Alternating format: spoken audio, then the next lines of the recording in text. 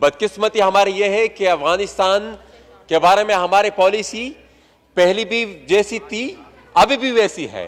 د پښتون ژغورنې غورځنګ مخکښ غړي محسن داوړ ویلي چې پاکستان د خپلو تیرو تګلارو څخه زده کړه نه ده کړې او اوس هم په افغانستان کې خپل پردی کوي او طالبانو ته په نورو ډلو ارزښت ورکوي. محسن داوړ د پارلمان غونډې ته په خپله وینا کې ویلي که پاکستان افغان طالبان دومره هوښیار او ځیرک ګڼي نو پکار ده چې د پاکستان واک هم هغوی ته ور وسپاري.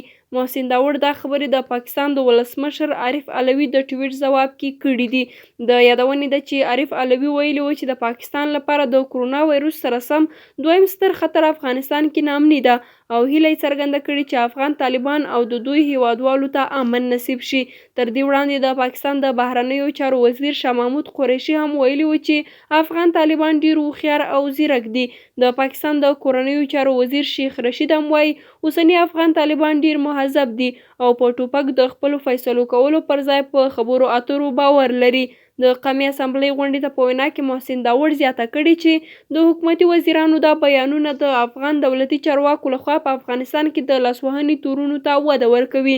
بل خوا وروسته تر هغه چې پاکستاني لوړپوړو چارواکو د افغانستان او په ځانګړې توګه د طالبانو په اړه ضد او نقیضې څرګندونې وکړې، پښتونخوا کې د چارو یو شمېر شنونکي وایي چې پاکستاني حکومت په دې ډول څرګندونو سره خپل دریځ نور هم کمزوری کوي.